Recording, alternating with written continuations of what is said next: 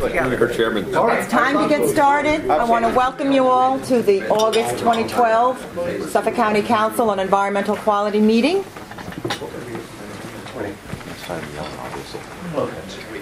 Okay, I just want to do a little bit out of order this morning compared to what we have on our revised agenda. Legislator Kennedy has stopped by very briefly. He has to get on to another meeting, and he does want to give us some information about one of the items on the agenda under recommended unlisted actions about the proposed sale of the John J. Foley Skilled Nursing Facility. Legislator Kennedy. Good morning, Madam Chair. Thank you very much, and I appreciate the accommodation. And good morning to all the members. Today you have on your agenda Introductory Resolution 1811, which is a contract for the sale of the John J. Foley Nursing Home. Some of you on this board may remember that I came before you roughly 2 or 2.5 years ago when there was a previous sale contemplated to a then prospective purchaser, Mr. Rosenberg. The purpose of me being here this morning is to encourage the board to look at the ramifications associated with this transaction and to look hard at what the agency, this being the Health Department, has made as far as a recommendation to you, that it is an unlisted action and that it would involve a neg deck. And if I can quickly just go through the elements associated with this, let's recall that we are talking about the sale of a 181,000 square foot going skilled nursing facility with 12 HIV/AIDS beds and 60 adult daycare beds. The transaction would involve roughly 14 acres of property. It would include undisturbed land that is adjacent to the nursing home and would presumably furnish an access by and through to Yaphank Avenue. I would offer to you, there's an alternative there. For any of you who have been there, you know that there is access right now that is achieved through interior access roads, and so I would ask you to consider the necessity of providing a separate access that would involve deforestation of at least 1.5 to 2 acres of property. In addition to the footprint and the element as laid out with 14 acres, there are a number of items that are associated within the contract that I would offer to you are threshold issues and something that I believe the board should consider strongly, primarily first and foremost from an environmental perspective, but then secondly from the socioeconomic perspective. As you know, CEQ can consider once we have an environmental trigger and threshold that's been engaged. The contract is actually two separate conveyances. One for the land to a realty firm, and then a second operating agreement that would reflect the contents of the building, all the licenses, all the records, and other items.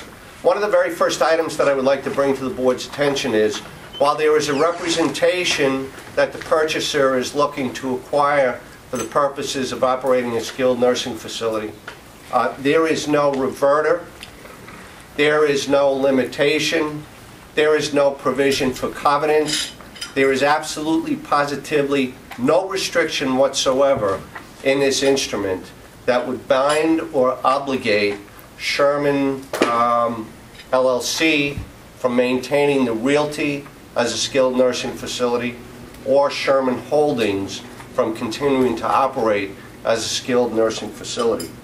So then the question becomes, we really are on the threshold of disposition of a significant asset, if you will. Let's recall, this is the only county nursing facility for 1.5 million residents here in Suffolk County. We are addressing what has been a history of over 100 years of provisions for care for those that are the most neediest in our county. Some of you here, Mr. Bagg in particular, is familiar with when the John J. Foley Nursing Home was first constructed back in 1994. Prior to that, care was done in what was then the infirmary, which is now where our county offices are, wastewater facilities and things such as that nature. The John J. Foley Skilled Nursing Facility is built to exemplary standards. In fact, it is equivalent to an acute care hospital standard, if you will. There is redundancy in utilities that are within the building, and quite frankly, at the ask of $23 million, it, in my opinion, violates the constitutional provisions that we have in the New York State Constitution. Article 8, Section 1, I believe it is, which precludes any municipality from making a gift of municipal assets. But again, I digress primarily more towards the social side. Another item that I want to bring to the board and ask you to consider, because you are charged with knowledge of transactions adjacent to the primary transaction in front of you, and that is the property that's immediately contiguous to this that makes up the Yaphank rail line purchase. As this board all knows, there are roughly 240 acres of land that right now are involved in a directed sale that would share a common border with the John J. Foley Nursing Facility. So when you think about it, in fact, we actually are looking at combined between the two transactions in excess of 260 acres of property, presently today owned solely and exclusively by the County of Suffolk, and if both transactions were to go through, placed into separate entities with essentially no limitations, no restrictions, nothing that would give us as a municipal entity any opportunity to control what would go on in the future there regarding development and use. The John J. Foley Nursing Facility right now has no operating certificate and quite frankly is not zoned for skilled nursing facility. As all of you around this board know, the county is not subject to town and village zoning restrictions, and by virtue of the fact that we have the ability to go ahead and construct for needs, demonstrated needs for our county residents, we have placed this and put it into use without those amenities or necessities that are in place. I could go on and on and on with this. I think, and I do not want to take up the board's time with a lot of independent prattle. I have made objections known about this previously in our Health Committee meeting 2 weeks ago. I will be doing so in 2 days from now. You will hear from Mr. Brown and you will hear from people from the County Attorney's Office who will indicate to you that this transaction harmonizes with both state law and with our local county law. I would encourage you to reject that and would say to you that this transaction is brought about without the benefit of an RFP as required under General Municipal Law 103. As a matter of fact, I will go one step further, and this is one where I'm going to encourage the board to think long and think hard, because this piece of legislation purports to obviate the whole surplus process now contained in Section 215 of New York State County Law. Again, I would hold to you that we, as a lesser entity of the state of New York, lack the ability or the authority to supersede or override an enactment of the state legislature. Nevertheless, a close inspection of this will show you that that's what this instrument purports to do. So there are very significant, profound legal assumptions that are contained within this document, and you are being asked to look at the environmental and then the subservient socioeconomic impacts. 200 county employees who would be severed from service, 196 residents that would no longer have the ability of the high level and standards of care that are provided by our John J. Foley Nursing Home right now. It is an extremely significant and precedent-setting decision that you have before you today. So I would encourage you to reject the neg deck finding and to even significantly question whether or not this transaction falls under an unlisted transaction or in fact, particularly because of the nature of the transaction and the contiguous border, may rise to a type 1. I'll leave it at that, folks. Any questions? Do you think this is going to impact the character of the area? Under seeker, we're somewhat circumscribed under what we're allowed to look at and make decisions. And seeker is very, very clear about what's going on. Character of the area is one thing. And you've alluded to the contiguous aspect. I don't know if that's within our jurisdiction or purview. But the character of the area is one of the areas that... There's no doubt that this transaction will change the character of the immediate area, the adjoining neighborhood, and for that matter, the nature of what is now a contiguous municipal campus that runs from the Long Island Expressway at exit 67 on the north and runs all the way down to Horse Block Road on the south. By the introduction of a private operating entity, you know, we meaning the County of Suffolk, the municipal corporation, no longer govern, control, or have the ability to direct what the nature and the use of not only the facility itself, but the adjacent and surrounding area. It's rural. It's not used for anything else other than what its intended purpose is right now. It is conceivable that this entrepreneur could construct an assisted living facility. They could construct a physical therapy center. For that matter, they could construct a widget factory. We have no more control on this property. Period. End of story. Over and gone. Legislator Kennedy, you know I'm a real estate attorney. I do. At core. And you've alluded to the contract, which I've not read. Are you saying that there's no restrictions on the continuing use of this as a nursing home? Yes. You've just said it could be converted into widget factory or assisted living? Yes. Okay, so you're saying 2 years from now it could be shut down? I am saying that there is a statement in the contract that indicates that the buyer intends to operate it as a skilled nursing facility. However, as a real estate attorney, I will say to you, any representation is only as good as the belt and suspenders and teeth that are embedded within a contract. The mere representation has nothing to go ahead and back it up by virtue of a requirement for a reverter, should it no longer be used as a skilled nursing facility, a covenant that would be embedded within a deed, limiting use to a skilled nursing facility only, or any of the other parameters you or I would see were we drafting on the behalf of a seller who had an interest. So you're basically saying that there's only an intent statement in there at this point in time. There's no firm commitment. That is it. And as a matter of fact, this transaction, the way it's represented within the contract, is for fee, simple, absolute. Which means, once signed, once conveyed, hasta la vista. The only way that there would be any kind of ability to restrict would be if the county attorney's office attempted to go and sue on the contract.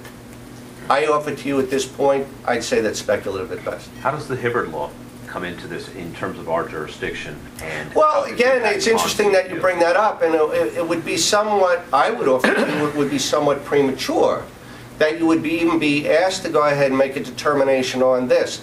The county executive's office conducted, I believe, 2 hearings. I know I attended one at 5 o'clock in the Dennison building on Monday. They were purportedly advertised in the 2 county newspapers. There was nothing else that was done. There was one speaker at the meeting on Monday afternoon. The legislature is scheduled to have 2 hearings, one on September 4th and the other on September 7th. The September 4th hearing is in Hopog. The September 7th hearing is out in Riverhead at 4:30 in the afternoon. There is an element that's a basic element within the law that each and every one of you knows of. Michael, you know it well. It's called notice and an opportunity to be heard. I could tell you that I'm holding a public hearing and go stand out in the parking lot for the next 20 minutes. And if nobody showed, I could come back to you and say, I fulfill the requirements under the law. However, if I've not publicized, if I've not circulated, if I've not given an opportunity for stakeholders and invested parties to be aware of that opportunity to come out and speak either in favor or against. I haven't fulfilled my procedural requirement to go ahead and provide notice. But that also begs the question of chicken and egg, if you will. Which comes first? The county has its procedures under Hibbard. It has its procedures under surplus. It has its procedures internal to how CEQ looks at things. If I'm understanding you correctly, you're saying we're premature. I'm not sure I buy that aspect of the argument.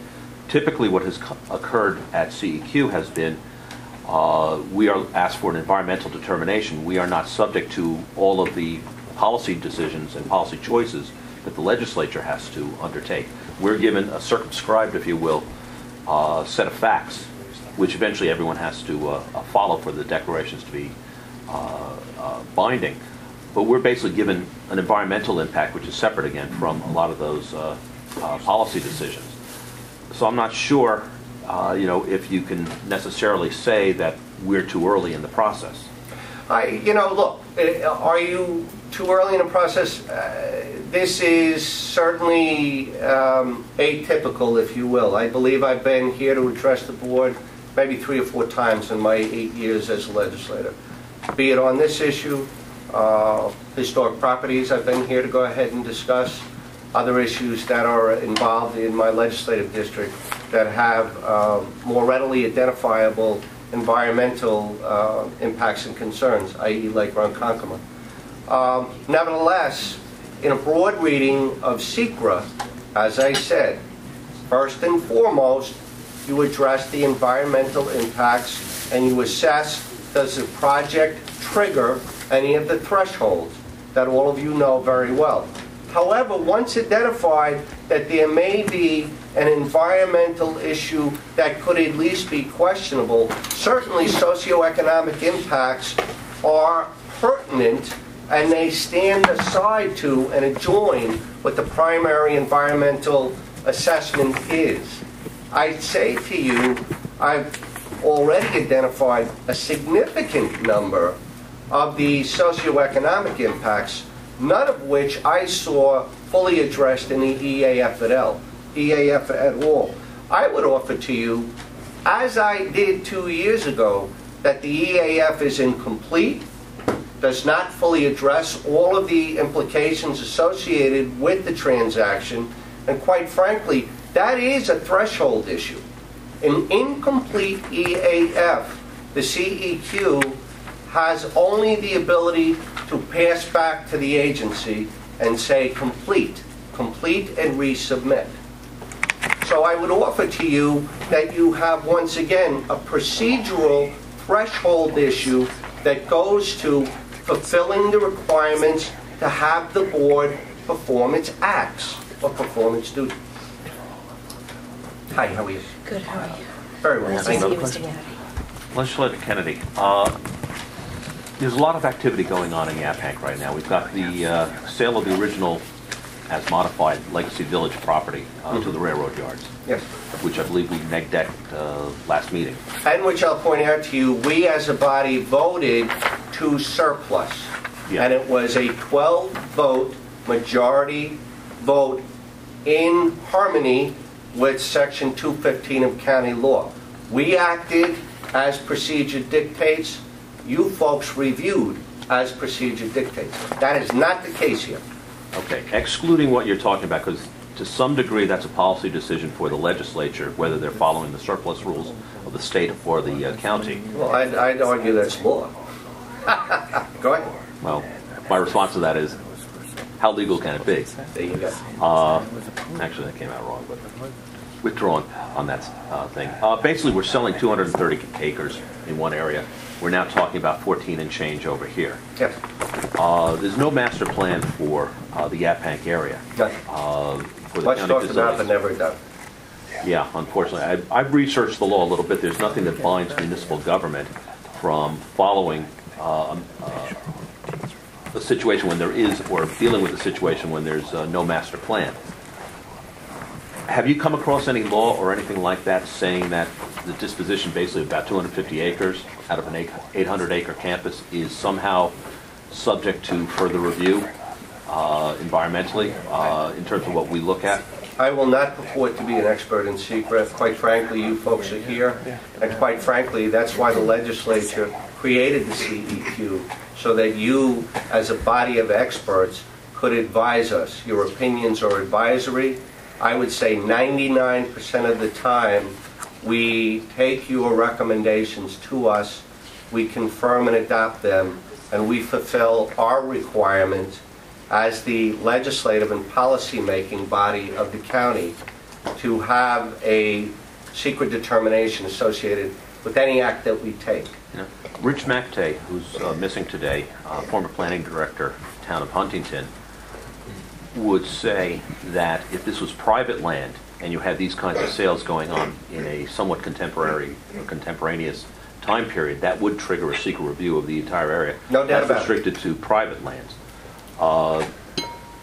At least in my, I will fully admit, cursory research, I've not seen, again, that kind of restriction on municipal government, without a master plan being present. Well, let's think about it for a second, if you will.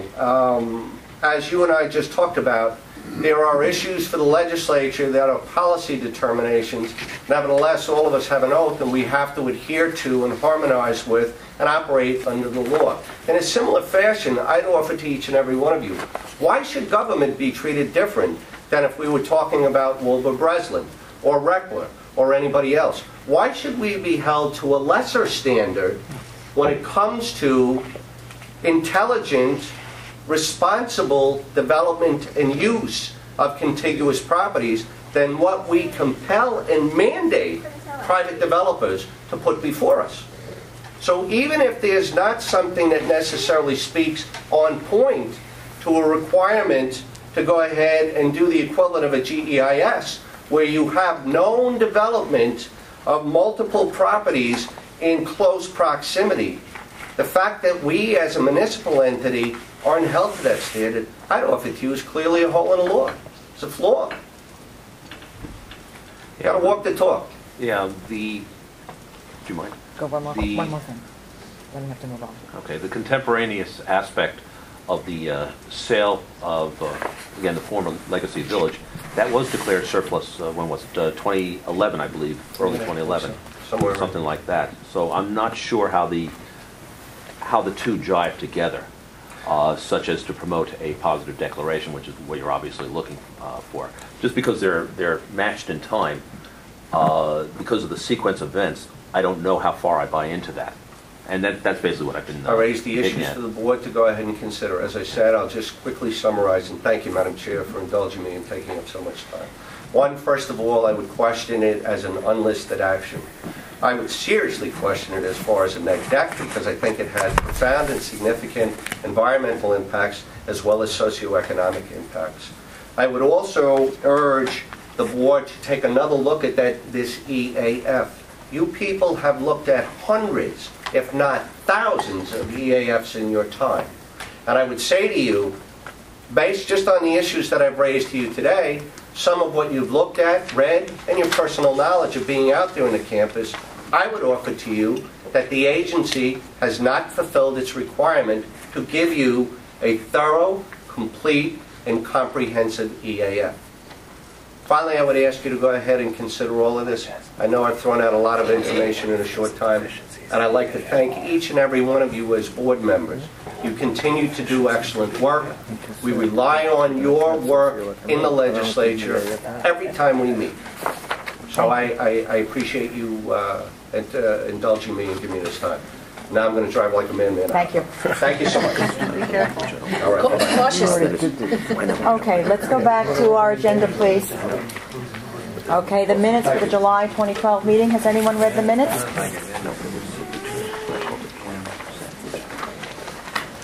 Jim, Mike, have you read the minutes for July? Yes. How were they? All right. Okay, make a motion to accept. All right. Make a motion to accept. Who's in a second? Second. Seconded by Mr. Kaufman. All in favor? Motion passed. Okay, Mike, we have our correspondence. Yes. All right. So you have several correspondence in your folder today. First one being a response letter from our coordinated review for the Bergen Point outfall replacement pipe from the town of Babylon. Basically, accepting our coordinated review, not challenging our lead agency status, and just asking to be kept in the loop on all project information and correspondence. I have a question, Michael. Yes. Go ahead. We sent a letter out seeking lead agency from the town as well as numerous agencies, and that letter also requests if they have any environmental concerns with respect to the project, Yes. that they be submitted. So this doesn't have any environmental concerns attached to it. I mean, This letter from the town of Babylon? yes, No. or any of the other letters. We haven't received any other responses. But we've yet. requested that information from them. Yeah, So we could assume that they don't have any concerns. I would assume. I don't know if I'd go that far, but Well, it's kind of like if you don't say anything, you Yeah, assume step you're up. innocent with It's been it, so- over 30 days Yeah. since the date of the letter. I mean, we requested that information, Michael, in order to make a determination. And okay. they have an option to do Yeah, that. all right. You're right. Okay.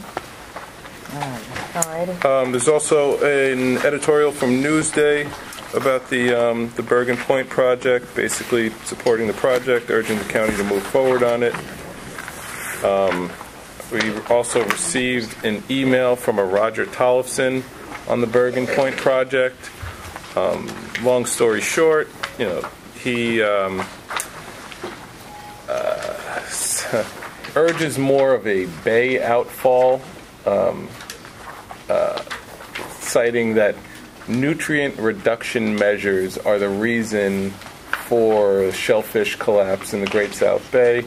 I believe he's going to be coming to the September meeting when DPW's returning to finish their presentation on the project. So if we have questions for him then, we can have an exchange. Mike has a question, Mike. Yes. I'm curious. I read this letter and you saw my mouth drop a couple minutes ago.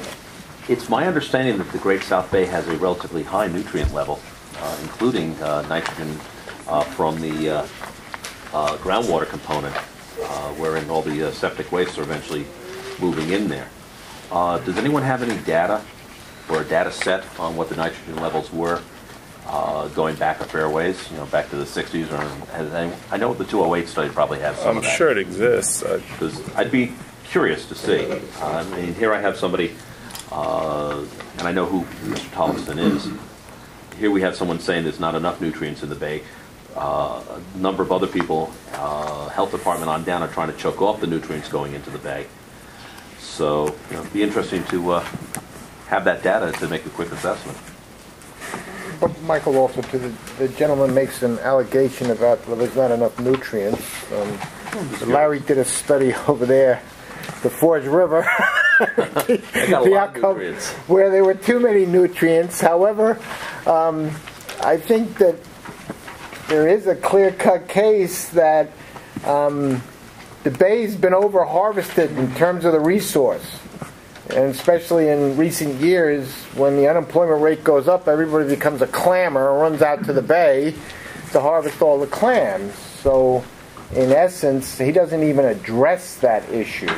I know. Look, the same thing happened in Stony Brook Harbor. We had a lot of problems with overfishing and overdevelopment, and that seriously damaged the harbor. I'm just curious if we have the data. It'd be interesting to see.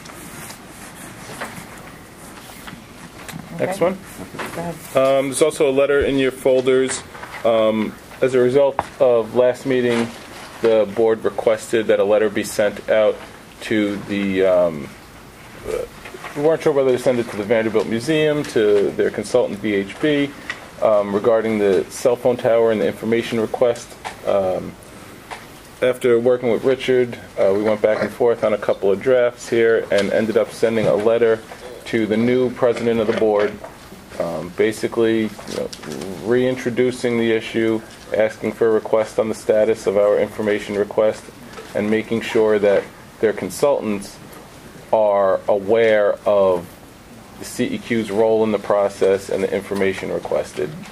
I've yet to get a response. And finally, at the last meeting, we brought up the revisions that the state DEC is making to the SEQRA regs. And after compiling comments from the board, we put a letter together and sent it out to the state for their comment period on their EIS. Thank you. All right.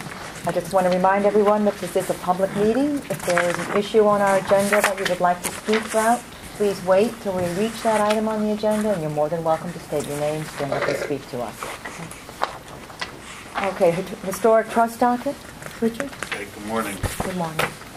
The update on the housing, again, all of our vacancies in the buildings that we're able to rent at this time are full, and what Parks is going to be working on now is the buildings that are vacant, but they need either new kitchens, new bathrooms, or additional work before we can rent them. So that's a process we're discussing how to approach that and get all that work done. But all the buildings that can be rented are. The custodial agreement update, we're still negotiating with the Maritime Museum on their contract. There's a lot of back and forth because of the complexity of that location and the number of buildings that they supervise, so that's still being worked on. Today we're going to be discussing the new contract that the Parks Department is going into with Lessing's company to continue their operation here. They did win this contract again. It went out for public bid for review. We did get some other companies that came through the site, but Lessing's did get the award, the contract. So they will have another 20 years at this site. They will be looking to improve the site, and that's why we're here today. Part of their agreement is some basic maintenance and capital improvements, but this time around they're looking to do a bit more than that with an actual expansion to this room. And they will explain that in detail when they give their presentation. What I want to do is just give you some background to this historic site. The county bought this property in 1970, and it was dedicated to the Suffolk County Historic Trust in 1987. I did include the dedicating resolution with the handout, and along with this building, there were just 3 items that were dedicated at that time. The clubhouse that we're in, the Haran House, which is at the entrance to the park, which we're going to discuss after Lessing's presentation, and the trees bordering the main driveway as a landscape feature here. So these are long-standing historic trust dedications, and we've been doing a lot of improvements here. The county just finished up a 3-phase renovation of the building, where we spent about $2.5 million at this site, doing a lot of improvements, and Lessing's has added to that with their improvements to the building. The background to this site, because I thought the photographs would help to understand it. This picture that I have here, this is how this site looked originally, which was built as a residence. And this is in the 1880s. And then when the owner sold the property in the early 1920s, it was bought by a group of private investors and converted it into a country club. And they did an extreme renovation at that time in the colonial revival style. That's the next picture. Most people are very surprised to see the comparison here. Hart and Shape were the architects, which at that point were based in Manhattan. Hart was originally from Long Island. He actually designed our Elwood Schoolhouse and also Black Duck Lodge out in Flanders. And he was very adept in the colonial revival style and doing these dramatic buildings in that style. If you take a look at the pictures of Mount Vernon and the porch on that house, it's very similar to this 2-story porch here. After that, this is how it looked at the clubhouse, the early clubhouse in the 1920s. In the 1950s, there was another owner, again used as a private country club, that added this wing that we're sitting in, which we call the cocktail room, and the pro shop is past this wall here. But this is not, this building, we feel over time that we can change it because it's not from the early 1920s design, and a lot of the design elements here on the exterior are not in keeping with that design. So that's why, to put the addition and changes of this wing, we feel comfortable in doing that, Parks does, compared to doing additions on the main house here. There have been plans over the years, or requests to extend an addition onto the main dining room there out past the columns, which we've rejected, because we're trying to keep that facade as close to possible as it was originally, even though there was an early addition that went to the columns prior to county ownership. We would not probably allow that today. So that's the 20s is really the time period we're looking at. I wanted to point out these other two sheets of photographs. These pictures are taken from Suffolk County's 10 Great Townships of Long Island, which was published in 1939 to promote Suffolk County. You would go to the World's Fair, and then they wanted you to come out here. So the county published this book, but there's great photographs. Again, the exterior of the house, and really why I copied is because the interior photographs.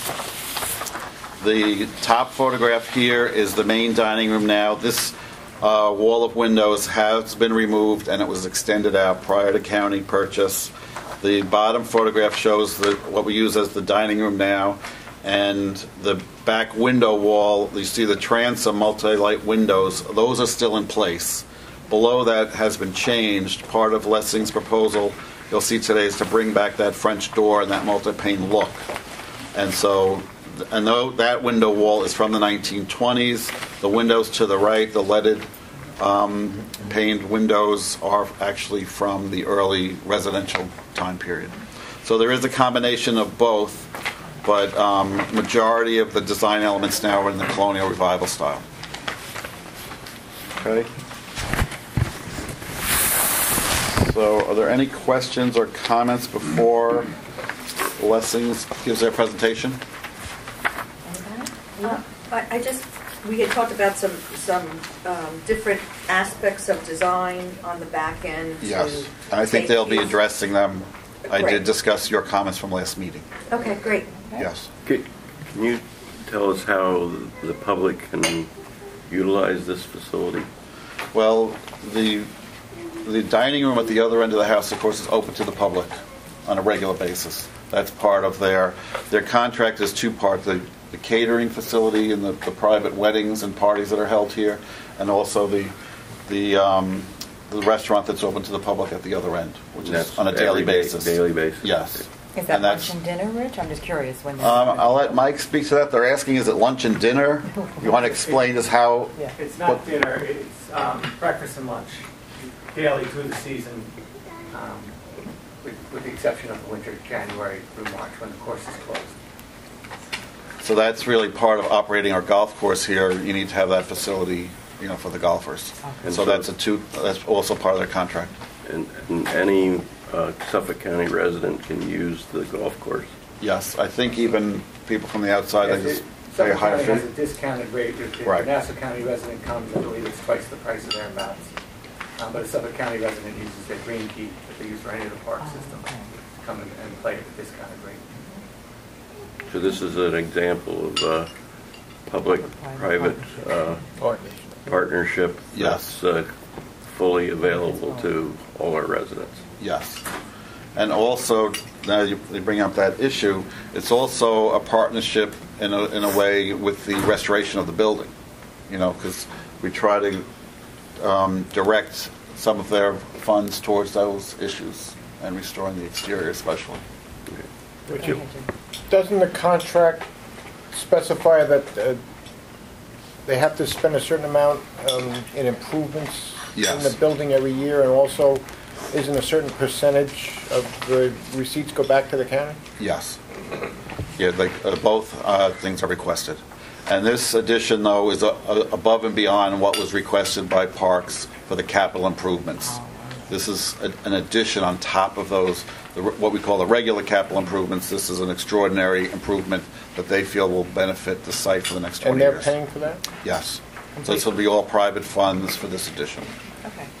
The original RFP called for about $300,000. Just please state your name. I'm sorry. My name is Michael Lessing. I'm the Chief Operating Officer for Lessings Incorporated. I've also managed this property personally for the first 15 years of our contract, and I still oversee it myself with a general manager on site now.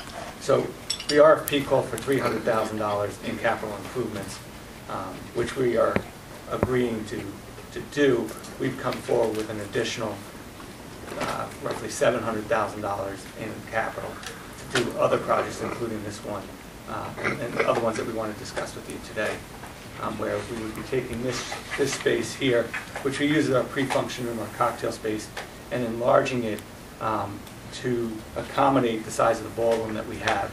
The ballroom can handle up to 250 people. This room can handle up to about 150. In the season, it works well for us because we have the outside terrace that on most days we can utilize, even not great days, we can utilize in conjunction with this space. But when we get into the shoulder seasons, which are the October, November, and even the April and May, those are what we consider our shoulder seasons, the space cannot accommodate what the room can accommodate. And the aesthetics of this room are not well received.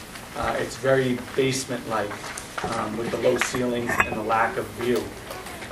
So when we were looking at, I said, obviously, I've worked the facility for 20 years, so I know it very well. I've worked with Rich, I think, for all 20 years.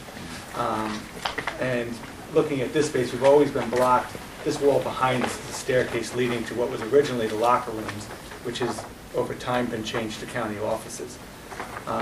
And once we got the RFP and started looking at this, working with EDS Architects, which they'll help me on this, we started taking a look at this and how could we rearrange this to get the vista that is sitting right beyond this wall. And we think we've come up with a great plan. But the idea was really to help raise revenues, for ourselves and the county, as we pay a percentage rent to the county, by making this a room that can stand on its own, as well as accommodate the wedding capacity that we have in the ballroom. In the shoulder seasons, where is a space that we can add more functions. In our season, we're pretty well booked. We're lucky to have a beautiful space here, and we're able to book that space. But the shoulder seasons, which are tougher to sell, this room is not helping us in that endeavor. So that's why we come to you today, and we appreciate you taking the time out and actually moving your meeting to us so that we could talk and you can kind of understand a little bit what it is we're trying to accomplish. So, should I bring? Yeah. Yes. Any other questions? Not of him. Yeah, Go ahead. What's the procedure? I mean, this is before the CEQ. Does this have to be approved by the legislature? Does this have to have an EAF? I think the contract, Angela, what is the procedures for approving their contract within the county? Because there was only one bidder, we need a resolution to be approved by the legislature. So that's basically because there were no other prices to compare, because there's only one bidder. Yes. But what this about contract with the addition and everything else is going to be part of that contract? Yes. So when it goes before the legislature, an EAF will have to be drawn up and a determination made? Right now, today, we're just here to review the concept, just to see if we have any questions, comments. These are not final plans. You'll see actually different ideas being put forward, and final decisions have not been made. But I thought this was a good time that we could give our input, and then they'll come back to us with the final design. Okay. Larry? So in addition to coming to CEQ, is it also going to the Historic Trust? Well, this is the Historic Trust. Yeah, but we said it's two separate bodies. I know, so... Okay, and that actually makes short-circuit procedure. Yeah. No, I haven't brought the committee here because of the interest in this project and moving forward, because their contract starts the first of the year, 2013. I didn't want to waste any time, so to speak, and I wanted to get the full CEQ here and the Historic Trust here now. So the committee has not reviewed this project. All right. But they will once after we get rolling. Well, we could, but I think Mary Ann's comfortable in moving forward. I'm comfortable moving forward. Okay. This is the Historic I know. Trust. Yeah. We always have that dichotomy. Right. Right. I realize that. Gloria? Go ahead, Larry. There's a question I would have Yeah. for Mike and Jim. If we do this the standard CEQ way, then yeah, we have to have the EAFs and everything else. If we're doing that as this as the historic trust, are the paperwork requirements somewhat different? Okay, so you I would still do need it the E same. EAF? I would use this meeting as an opportunity to give the council's input on the development of the project. When they're ready to go and come before the legislature, an EAF will have to be prepared. CEQ will review the EAF, and CEQ, as the historic trust, will make a secret recommendation as well as a historic trust Yeah, 'cause recommendation. I don't think this is a CEQ matter. I think this is, well, when it gets to the ledge, it would be, technically. But it's primarily a historic You're going to be wearing trust. both hats. You're going to be making a historic trust recommendation and a CEQ and a secret recommendation. Mary Ann? I didn't mean to be blasé. When this is proposed, when bidders come forward, I'm not included on that committee. So the historic, and I chair the historic trust subcommittee. So I feel that we have been included. Behind the scenes, basically, with the rest of us here at Absolutely. CEQ. Okay. Yeah. Jim? I feel that's been met. In the past, the procedure has been at the CEQ, when the project is reviewed, they make one recommendation and resolve as the historic trust, that they feel it will not negatively impact the historic integrity of the facility. And then they make another recommendation with respect to SECRA as to the classification of action and the recommendation. All right. Yeah, that Okay. works. Thank you. Okay. Please state your names. My name is Lawrence Feely from EBS Architects. I have Roger Smith also with me. He's the principal architect, the owner of EBS Architects. And we'll just give you a short presentation on what we've proposed here with Michael. And start.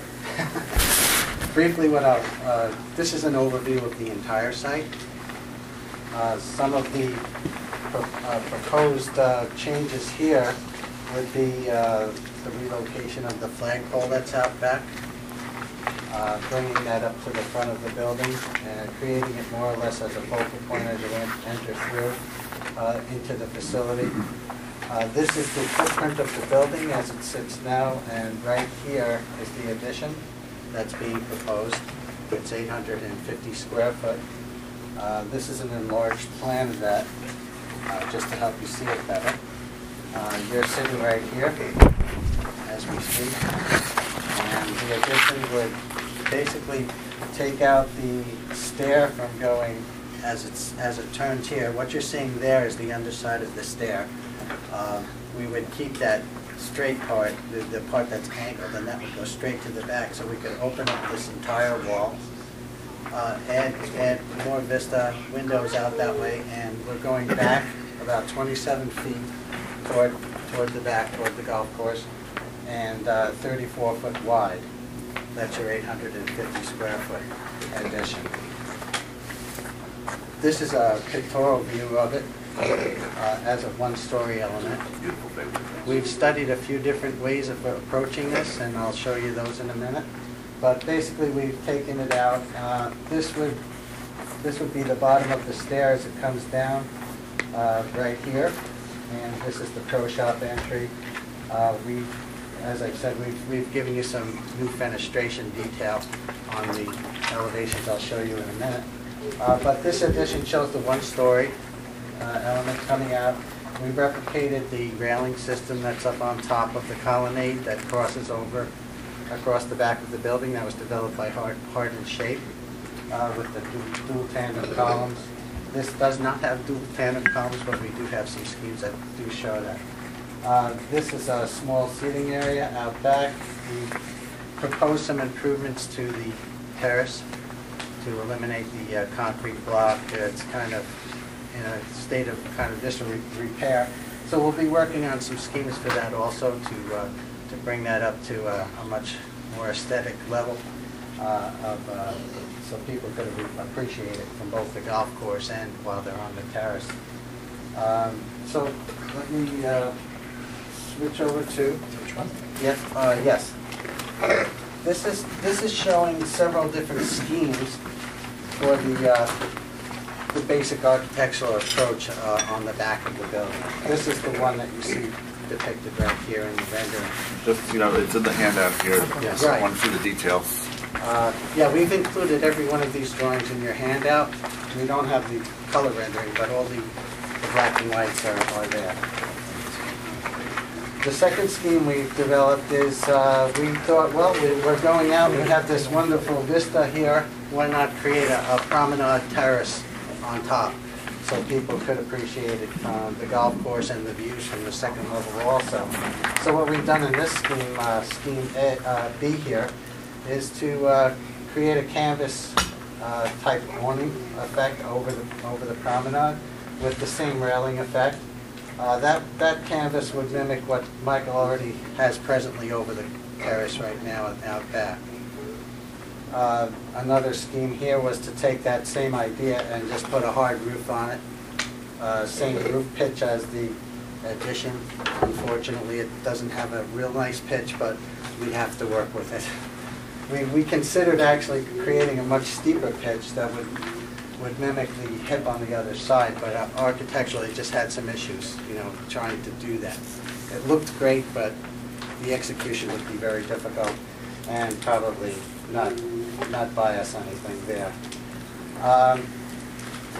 The next approach would be to start to replicate or be informed more with the dual column system that Heart and Shape developed across the back of the building, that Mount Vernon effect that Richard mentioned, would be to take that same idea and just start to bring the dual colonnade into that.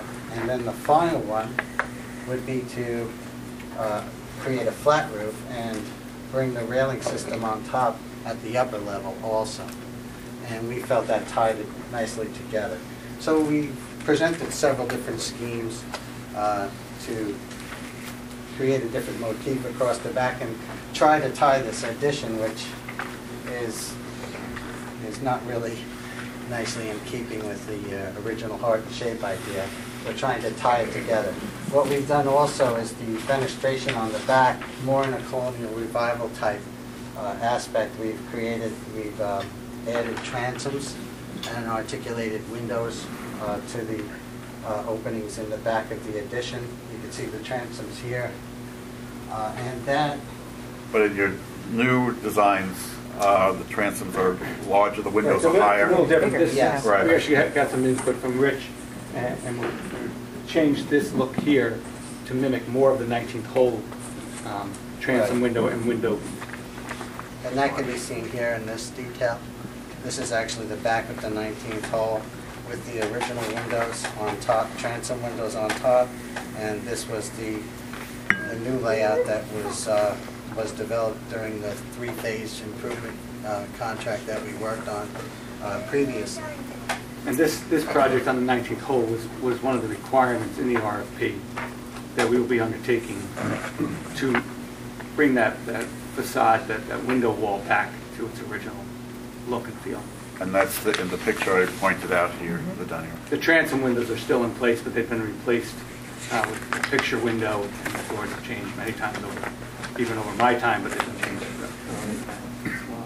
These elevations really are just a representation of how to take the back of the building and blend it all together. You'll actually stand out there, and the possibility could be that it looked like it was all there at once. And that's, we feel, very important to the building. It's, as Richard mentioned, this is kind of the orphan of the building, and it's not going to be. We'll go through that painstaking detail, and we're doing it. We're trying to let Michael see progressions of, it could be this, it could be that, it could be this. And obviously, as you mentioned before, there's some discussion needs to take place with the county on how that takes place physically. But architecturally, it's very doable. Okay. Anyone have a question? Rich. This is obviously a work in progress. Hold on, I'm going to make sure you're here. Okay. You left for a little while. Okay. I'm wondering now, Doesn't matter, you can't vote. from these, Oh, sorry, give me that back. these different schemes, is there one that you're leaning towards the most, or you're still kind of making those decisions? Well, we still have to sit with Michael and actually go over these. Okay. This has happened all so fast. I'm sure Michael would not want to give us his input. Yeah, I mean, I like the scheme, this scheme here with the windows, changed to the 19th hole style. Right. We haven't gotten into the cost of the roof structure. You know, I love the idea of the promenade terrace, which just gives, you know, the vista would just be phenomenal, just to be up that high looking out over the course and the water. So I love this. And then the idea, we talked about the fact that if we're up there, we're going to need cover. And that's where we went to the either awning structure or Larry and Roger came up with the roof structure as a possibility. Eva? I can well appreciate, as an architect, I can well appreciate this is not an easy task to approach this whole thing. And that there are a lot of really interesting elements from the old building, even though they've obliterated the original old building. But there are a lot of interesting cues yet that can be implemented. And I think for me, as an architect, it bothers me that I don't see each scheme fully presented because you're taking just a context of one piece of it. And I'm always looking at things architecturally from the whole context of it. And the upper one, This you one have to shows forgive the me. whole. That one does, I know. Forgive me because my eyesight is not that great. I'm going to just stand in front here if No, you don't come on mind. over. I Sure. apologize because I'm having trouble with my eyes. This has a sensibility that definitely addresses old world feeling. Right. So does this. And so does this, even though these have been kind of, you know, imposed upon over time. This is so harsh and so out of context. We agree. And I do appreciate that you're trying to change the fenestration so it goes back to this, you know, beautiful, you know, proportion, which is really critical, and the detail that really makes it more of a jewel-like thing. And yes, you're faced with this proportion here that is so bad for the whole scheme of things. However, this has a gentle slope that I think, in my opinion, is something that you could still work with, even though the scale of this has a different proportion, because it's so out of context. When you look at this here, these already kind of mimic each other. There's a softness, even though this is very broad. There's a softness that, by pitching this back, that is still replicated in these pieces. My impression about this is that if you could do something to the same, and even if even if you had to let this be a two-story space with a roof over it, that mimics the same kind of pitch back, you might have something that at least, again, ties it more together. I think it needs a roof, I agree with you, for a lot of different reasons. Functionality, protection, blah, blah, blah. And I think that there are ways to make this happen in terms of going back and addressing this. Whether the roof comes out and get rid of this. This just looks like it's stuck on here to me. Yeah, we changed that actually. It's tricky. It's tricky. Yeah, you've got something. But if this whole thing became a roof as another scheme, I don't know if you've explored that, and let this colonnade kind of mimic what you have up here and on the front, so that at least you're working with the same elements. It's tricky to take such a something that's been so cut up, because it has been cut up with not your fault. To try to bring it back together. But those are some schemes that I would explore, to look at. We're absolutely on the same page with you. I think what these are trying to do is let you see there's been a discussion of progression of architecture occurring. And we're trying to take the kit of parts that's here. Right. It's a wonderful little kit of parts.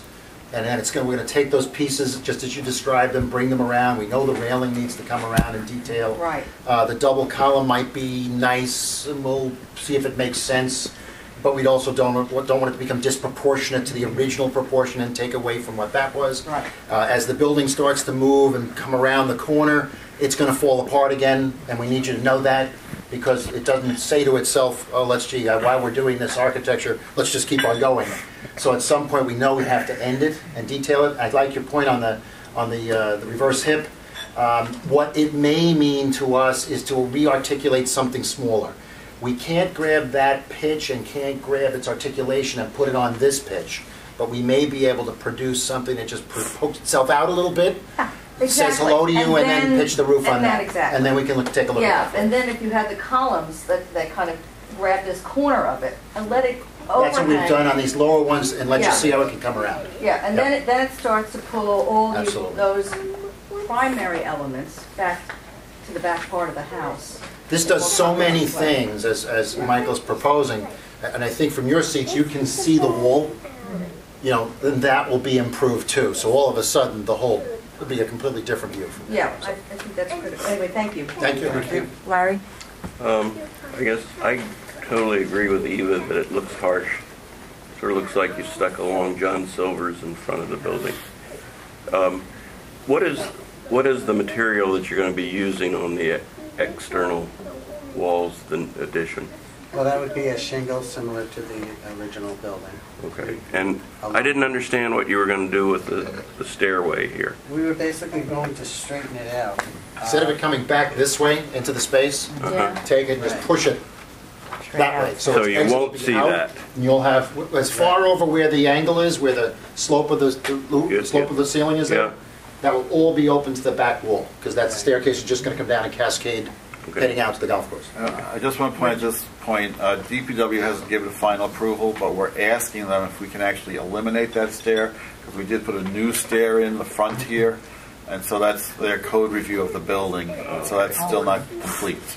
But if that's possible, then we could have a complete open space here. And that comes in with, and I don't know whether we need to discuss the staircase on the other side that was part of the RFP as well, which I think you may have approved as phase 3 a few years ago.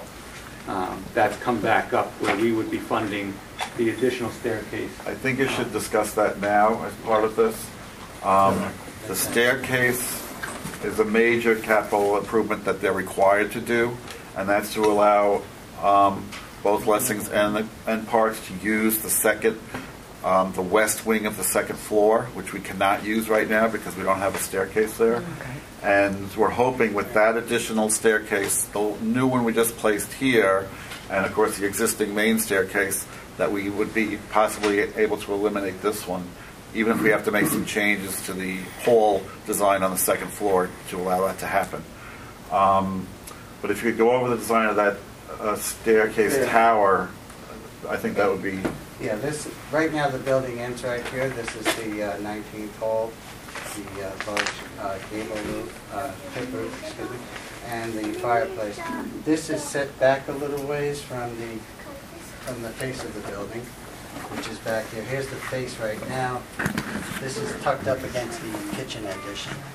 This is the kitchen that protrudes out of the building currently. That's this line right here. This stair addition would be set back against that. This looks like it's forward, but it isn't. It's really this is to the back center, pretty much, of that facade, I think.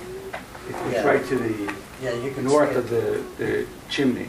You can see it here in relationship to the overall. That's the overall building. This is the stair tower from the looking from the east. Side of the building.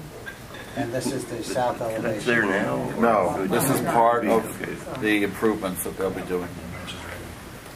So And that's the tower you can see in your top design here, but Mike, could you maybe walk that around? 'Cause you can't see it that well. Just so you can see the placement of that. Yeah. And the finish, we've worked on this. Actually, Larry was the architect. We worked on with the county renovations. So this is, we've been working this on for a while, but we did not get the county funding for this. And so we asked that the private funding, the Lessings money, goes to this improvement. And that was a requirement. Okay. And it's to be a brick facade on the stair tower, and because that's a brick, the chimney there is the original brick chimney to the house, and there's also brick elements on that facade that this is to match up with. I have a question. Yeah, I know. Okay, just Mike, you have a question for me. Go ahead. And I want Mr. Lessing's attention on this also. I don't frankly give a damn about the staircase. Okay. Staircase is not going to make or break this project for me. All right. One, I get the need for basically blowing this wall out and expanding and getting the views, etc. I understand how it's all blocked off, etc. We have, however, as part of our charge for the Historic Trust, we have to consider the historic integrity of the building. Eva was getting at a very, very good point. The drawing that you're standing in front of right now is not, to my eye, and I will fully admit I am not an architect, does not comport with in any way, shape, or form to any of the historic integrity of the building. This, I believe, has some sort of historic integrity to it. Rich? Yes or no? The building or this? The building. Oh, sure. That's a dedicated landmark. All right, that's where I was going for.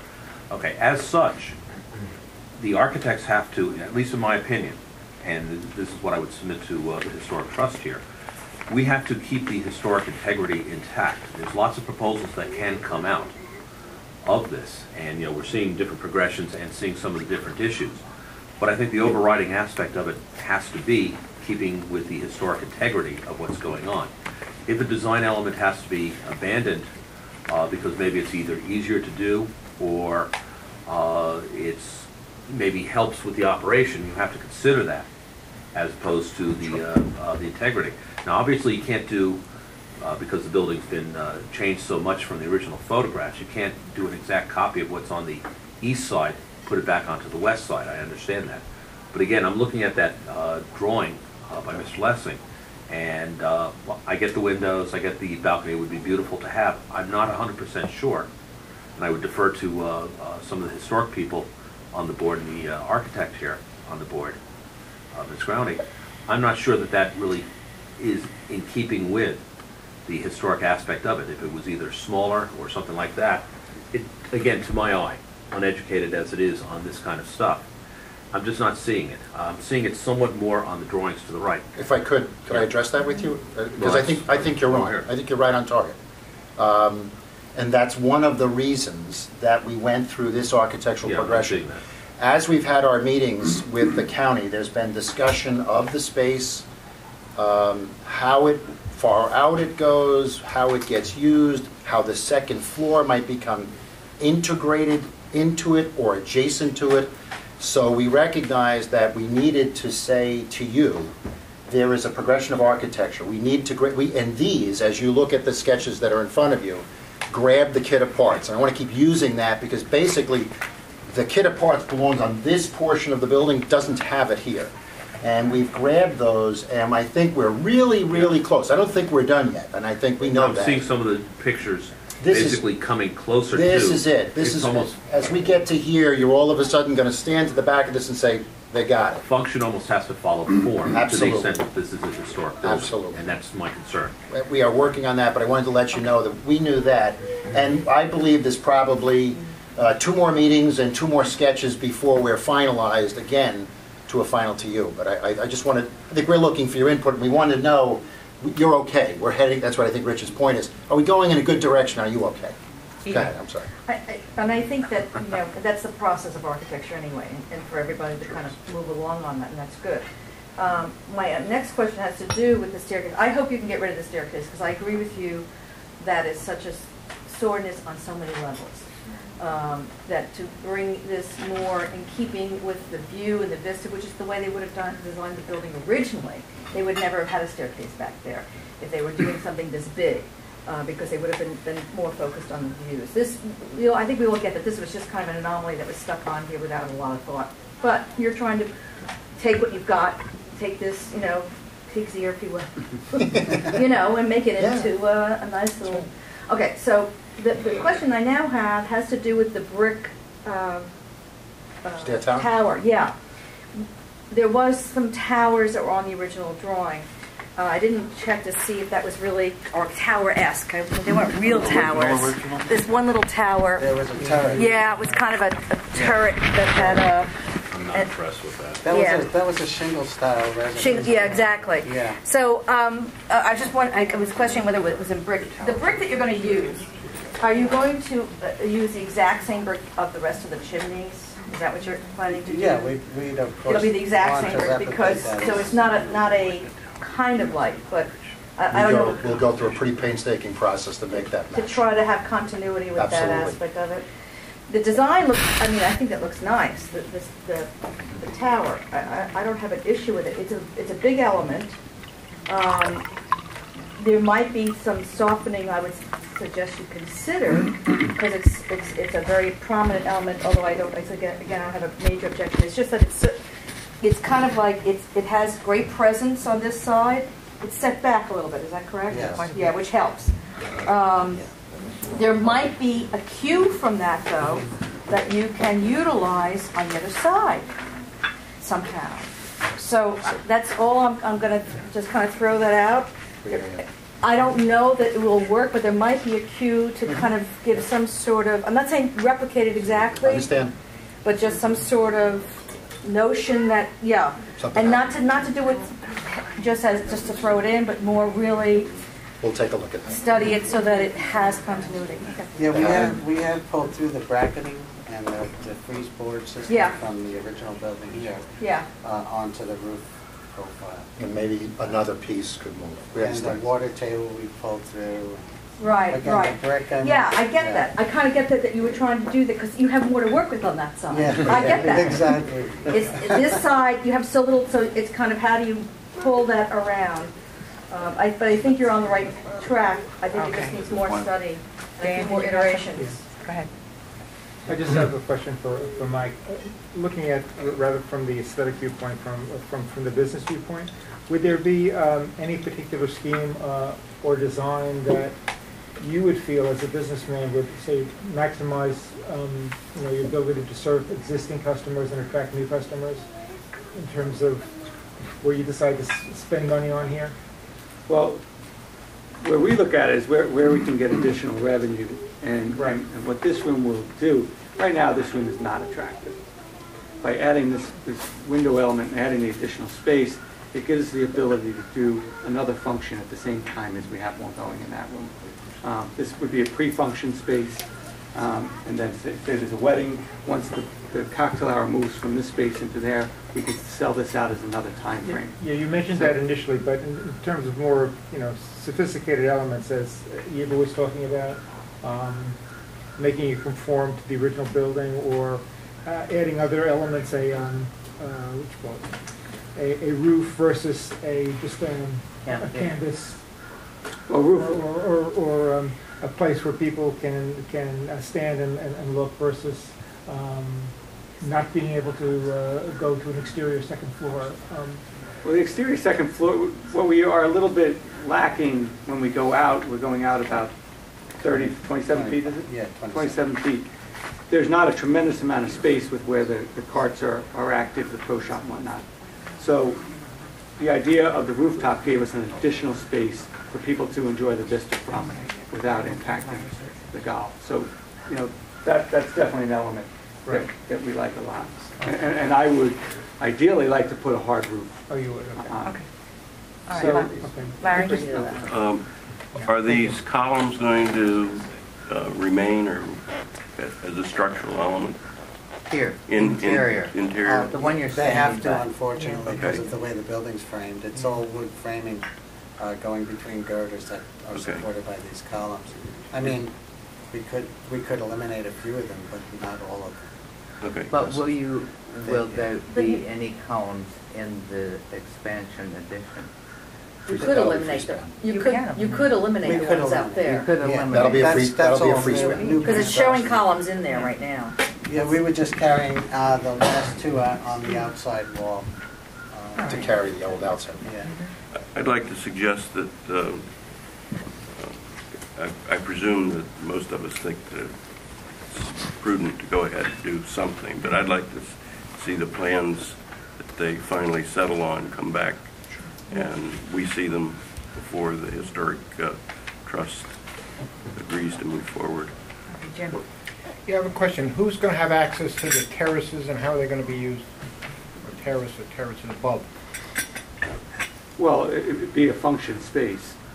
So, I mean, the access we're talking about coming through a staircase side here going up. But anyone using the space would have access to it. Will there be any access from the offices upstairs?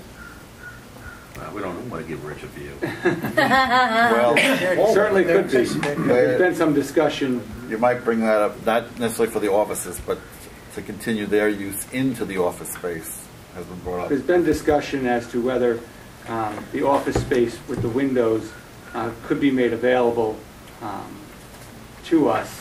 I think it'd be another phase that would give us, additional space upstairs where you'd have covered area as well as the outside.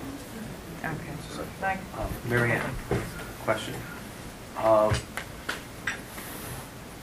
What do you think, as in terms of the historic integrity of the building, with modification of these designs, and do you think that the way that they're going would serve the historic preservation of the historic aspect of the building, what they're talking about?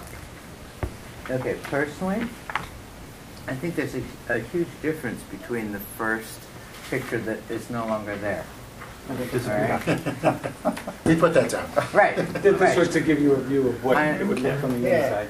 Well, but it wouldn't, because you've eliminated this. You eliminate that, but Right. the idea would be... So there's a big difference between this design and their evolution. And to me, the difference is, if you look at the fenestration on the addition, which is to the left, it's changed dramatically in what I'm now going to call 1, 2, 3, 4, 5. 2, 3, 4, and 5 are very different. From my perspective in historic preservation, the primary thing you look at is what is visible from the road. None of this is visible from the road. All of this is visible from the golf course and the bay. So, in some sense, what they've done, which is very lovely, it really is very nice. Do I have a preference as to which they do? Not really. Once they get to 2, 3, 4, or 5, they're wonderful. Do you think they would fit within any of the historic preservation aspects? That's what I'm really driving at. Absolutely. Okay.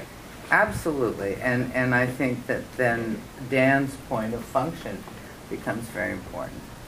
The tower on the right, I mean, that's the one that seems very, very odd to me.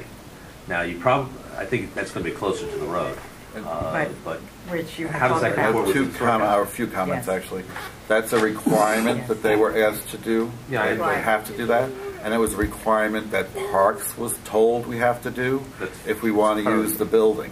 Yeah. So we're just trying to accommodate as best as we can. There's really no interior space to put the staircase at It's that just a end. staircase going down. Right. Yes. But we have to do it. But there's not a good spot, or isn't a spot, to put it in the interior of the building as we did here. This was basically raw space we had up front here, was storage area that we incorporated the new staircase. Over there you have the historic residential part of the building that goes down to the kitchen, and this is supposed to be a fire stair. You can't go through the kitchen. So, let me finish. So that's where that came from, the requirement to put that staircase in. And then we put that, in a sense, from the county onto Lessings as part of their contract agreement for improvements to the site. I get the requirement. Okay, really and do. I'm sorry, let's finish. The brick facade on that is tying in with the earlier residential brick, which is the chimney and other elements on that side, which we're not looking to take away. They did leave them behind, but that's not the primary focus now of the design as it continues across the back facade, because that was abandoned in a sense. They left it. They didn't, rip that part of the building down, which they could have, or rebuilt it completely. They decided to leave pieces of the original, but that's not the primary design focus now. It's the colonial revival. That's actually where I wanted to drive at. Right now, you're tying it to a chimney and some of the old architectural elements, if I'm understanding you correctly, and not tying it to the primary elements that exist right now. Okay. Is that a valid way of saying it? Yes, it is. Okay, Eva. And to go to that point, sure that's Michael, that you're bringing up, and that's why I was kind of talking to them about the tower, using elements of that. If you have to end up having the staircase on this side, this is the pro shop that's on Right here. over there. Yes. So, where you've got that little entranceway, if the staircase could move totally away from and out of this space, you could do another iteration of that stair tower as a stair tower, if you have to have Balance a it, stair. basically, Yeah, is what so, you're saying. yeah, on not, both yeah, ends. yes, That some might sort, work. yeah, that's what I'm getting, yeah, and I think Mike is on to a good point, because we have to use certain elements, you're trying to keep certain continuity. So if you have to have a staircase, a smaller version to accommodate what has to happen over here. I'm not saying making it exactly the same size as the other one, or but I know you get what I'm saying. And I just want to point out for the purposes too, is that and this is a good representation. That's the staircase being added. to the facade of the entire perimeter. Sticks So out. as I do, yeah, and it's over there. I would ask, if you had time as you leave, you Yeah. really have to get out and move further east Yeah. to be able to sense that Right. in the same moment that anything's happening here. So I think that helps us. We'll look to see what we can bring, Right. but it really is divorced. At no time except in that elevation, I understand which is that. taken from the bay, do you ever see two at the same time. I understand that, but So- you've done a good thing by at least using some of the elements. Yes. And I think that that's what Michael is trying to Right. kind of, in his mind, Okay. figure out. I just want to get forward. Mary Ann? Eva, with all due respect, this is a new element that's being introduced today, and to replicate it on the other side of the building, I do not feel that is the appropriate thing to do. I understand, Marianne. And all from a due design respect- standpoint, I don't. All due respect, Yeah. you know, I've worked on Carnegie Hall and other places, and we do try to have continuity with things. Basically, I So- think what she's saying is what I was looking at in terms of balance. What you're saying is it may not fit. Why are you Balance replicating element. something that's constructed in 2012 in an old structure? I don't get it. Well, because in architecture, sometimes we try to do that, and I think they're already on that realm. Well, They're there's a already doing- huge difference in height. Yeah, true. Yeah, but And he can. so- But that doesn't matter when you're trying to do But I also, proportion. but my Okay, my overriding concern here is that we're doing what often architectural review boards do, and that is, and it's incorrect. And we should It's should appropriate. we should be giving a broader view rather than And that's what we're trying to doing. design the building. That's what we're and doing I now. think my personal opinion of the broader view is that this is wonderful. Okay, what I want to say is I want to move on with the meeting. I appreciate you coming here and showing us all your designs, especially as the design has evolved. And I think that's very Yeah. important for the progression of the design. As the process continues, we hope to see you in the next couple of months or so to come back in front of us as the Historic Trust and the CEQ so we can see the designs at that point in time. Okay? Absolutely. All right. Thank you very much. Thanks. Good presentation, guys. Yes. Okay, Rich, you still have to talk about the Haran House? Yeah. The other building on the site that's been dedicated is called the Haran House. This is a separate parcel. It's incorporated into the park now, but it was not part of the Timber Point property originally. This house dates to about 1900. It, I think, was originally built as a summer home right on the river, and was originally used as a office space for the park. It's a great example of what should not happen. The roof started to fail, I think, the late 80s, early 90s. There were no funds appropriate at that time. I was working here, and Lance Malama was director and actively sought the funds needed to do this roof. The whole roof needed to be replaced. The funds were not made available. So the building is failing, and it has been for a while. And so the Parks Department is very concerned of the conditions that we're faced with right now. At this point, I want to introduce Terry Macaron from the Parks Department, who has taken the lead on this for Parks Commissioner Dawson to follow up on the conditions and what possibly the parks can do about it. This issue did come up at the last Historic Trust Committee meeting, and their recommendation was to get an opinion from the County Attorney's Office, since it is a dedicated structure. We have never taken down a dedicated structure. They have come down. We've had, but we have not taken it down. And it's only been what I call our outbuildings, barns, sheds, privies, buildings of this sort. We have lost, actually, at many of our historic sites. But we have never lost the main house. So, we're about to. Which we are, what's happening here. So it's a unique situation that we're dealing with, and it's just a heads up as to how the county maintains its historic properties and what not to do in the future. And Terry, at this point, if you can just explain like your letter and also the other letters that came in to the Parks Department. Good morning, everybody. I don't think most of you know me. My name is Terry Macarone. I've been with the county for about 10 years now, 11 years. Parks for about 5. This structure's actually been a concern of mine for a couple of years. Until a few years ago, it was really just an unsafe structure because, as Rich has said, the roof had been allowed to go, rain got in, and then the whole place deteriorated from there. About a year and a half or 2 years ago, I would say, the front facade of the building actually fell over in a storm. So there's no front to the building, and all the second floor joists are basically hanging in midair. Well, were hanging in midair. It was very, very unsafe in my opinion. I had approached Rich about it and said, I think we need to demolish this building from a safety standpoint. At which point, Rich basically said to me, well, it's a dedicated structure, and while there's a mechanism to dedicate something, there's no mechanism to take down something which has been dedicated. He said, once it collapses, we can remove it. And I said, well, what's the definition of collapsed? Because in my opinion, and I think in Jim Barr's opinion, the building was collapsed, and in other people's opinion, it necessarily hadn't. Anyway, to jump forward a little bit, several months ago, DPW came to the site and inspected the building. And in their determination, the building is completely unsafe, and they basically suggested that we demolish it. Sent a letter to the commissioner. By sheer coincidence, the Great River Fire Department also sent a letter this summer to our commissioner and basically said that they had grave concerns about the building as it stood and what were our intentions with it. So at which point, with those 2 letters, talked further with Rich, and he said, well, we have no problem. He had no problem with taking it down at this particular point, but how would we go about doing that? How do we cover ourselves so that once we took the building down, somebody doesn't come over and say, hey, there was a landmark there, what happened to it, how'd you take it down?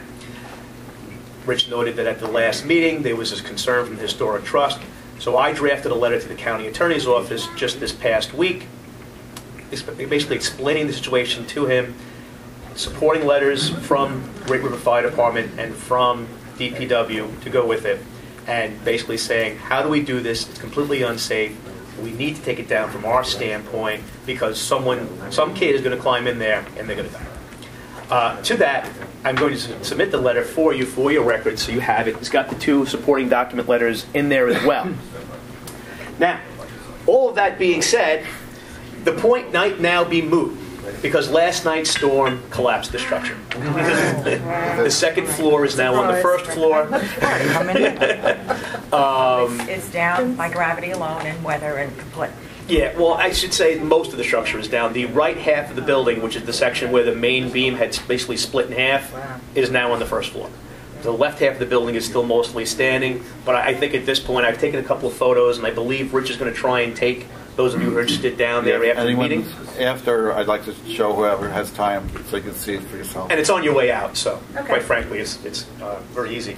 But I've taken some photos, which I'm going to forward to the county attorney's office, and quite frankly, if there was any reservations on his end before that, I think they're going to be dispelled, and I think we're probably going to be moving forward, but I wanted to surprise you. I stopped there this morning on the way over, and the building's basically down. You took care of the problem. Yes, but the trust's subcommittee's point still stands because this may happen again. Yes, and you have we would like a legal opinion. Well, if I may, yes. It is our intent that this doesn't happen again. I think that Rich and the entire Historic Services Division is very diligent in making sure that this doesn't happen again. I think that unfortunately in the past, maybe Suffolk County wasn't as necessarily concerned about our historic structures as they are now. As you know, in the past couple of years, we've embarked on a survey of our historic structures. We've got about 50 or 60 of those buildings done, and there is much more awareness now amongst the legislature and the government about the conditions of our buildings and efforts being made at the very least to secure them. Roofs being first and foremost, but then the outside structures as well. Maybe we can't renovate them and restore them right now, but at least let's make them safe so that they don't collapse upon themselves. Okay. I understand all of that, and it is true. By the same token, there's a property in Yaphank that now has a chain link fence around it for safety. Yeah. Right, but that's because we're that's right. Safe. So this may come up again. Absolutely. That there may be a dedicated property is unsafe, and we don't know the answer to the question, can we remove it? Okay, Jim? I have a question. I mean, government has the right to condemn a piece of property as unsafe and require it to be removed. Does DPW have that authority? I mean, who at the county gut level has that authority to have it done? Well, that would be a legal question. Legally. I mean, that's what the county would defer to attorney some has of to the answer. lawyers in the room if they would like to make a comment on that. But I think that's basically kind of what we're asking. That's what you we're know, asking. DPW came to us and said, this building is unsafe. We recommend you demolish it. And Rich said, we understand that, but it is dedicated. Yeah. So how do we do that without violating any particular Yeah. regulation? I understand that, but DPW has certain authority under state law, have to approve all architectural plans and everything else. They have to go in to find out whether a structure is compatible with state law and can be used for public purposes and everything else. Do they have the authority under that law to condemn a structure and require it to be removed? They can do the condemn, they can't go as far as the removal. They don't have that kind of authority, especially when it's a dedicated situation. I think actually the ledge is the one who makes that final call. Again, certain responsibilities are given to a Department of Public Works, essentially for maintenance, architectural review, as you were just saying, and things like that. But there, I believe, if I remember correctly, there is a gap in the law, I think, basically kind of pulling that one away. They don't have the unilateral authority unless it's literally going to fall down around your ears and it's an emergency. Larry. That problem has happened in Brookhaven, for Larry. example. I agree with what you're doing, and what I would request, Gloria, is that we get a more or less formal report with pictures for the purpose of informing the Historic Trust of this, but I think it also ought to be formally submitted to the legislature because, as we know, the county is broke. The legislature very often wants to buy more properties, and we can't afford to keep what we have up and running, and I think that they ought to be aware of the kind of situation that can develop if we don't put the resources or don't have the resources when we're thinking about getting new buildings. All right, so Terry, you can put that together, please, with the pictures Sure. I'll and work the with Richard on that. description, and forward it to Michael Lay and CC Richard in the Historic Trust, and then we can move forward and get this over to the legislature. Sure, we have to do that. And of course, wait for the response from the lawyers to see what they say. Yes, well, that was just sent out, Yes. I think Friday or Monday, so it's... But you can update that letter to them now to tell them with the additional damage from the storm last night. Yeah, I took the photos this morning. Okay, good. They'll be sent over this afternoon. So then the basic question is, I mean, you're responsible for making it safe, correct? Like whether that's putting up a fence to keep people out. My experience is and that fences don't keep people out. Right.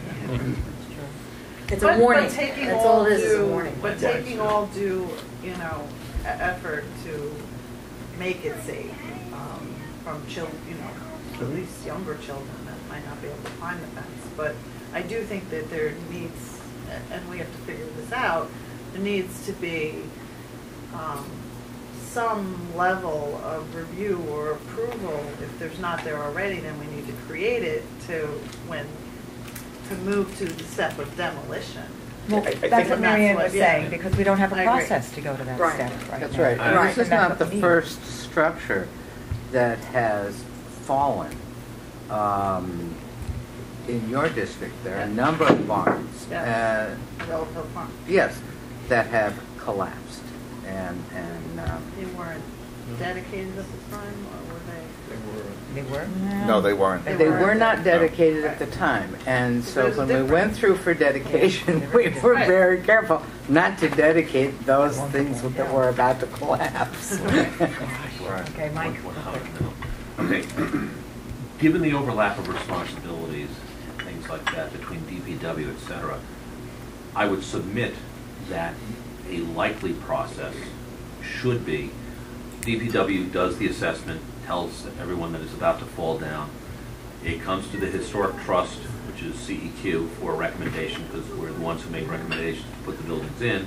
We're the ones who are supposed to oversee this stuff, and then we send it to the ledge. So there is a, rather than just sending it to the ledge where some people may not be fully aware of how these things work, they'll at least get somewhat of a professional opinion from us I mean, obviously, if the building's falling down, DPW's opinion is going to weigh very heavily, but we might be able to, as the Historic Trust, say, well, this one's good, this one's bad, or this, we really need to preserve this aspect, as opposed to something else. It's something where some of the expertise around the table can be used, and then we submit it to the ledge as the ultimate body. That's what I think would be the best way to do it. Procedurally, as kind of outside my purview, how it gets done. I mean, I think that's the point is to use this as a case study for future events. Yes, I think set a precedent.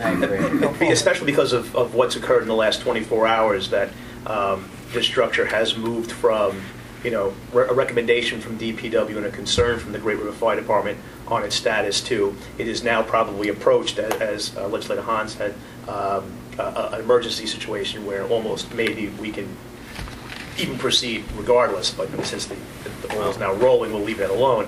But I think it's more to use this, like as you say, as the case study to figure out how we handle this in the future and make sure that just remember what happened in Brookhaven recently when a building came down that maybe shouldn't have come down, and the firestorm that erupted because essentially there was very little review. You do it wrong, to put it very bluntly, you're going to be toast. Absolutely, and that's exactly what Rich is concerned. Whereas let's notify everybody, let's get so that if anybody does come 6 months, a year afterwards and say what happened to the Rand House, well, this is what happened. This is who we notified. This is who gave approvals. That protects everybody in the process. Exactly. Of the building. Exactly. Okay. Terry, thank you very much. You're welcome, folks. Thank you.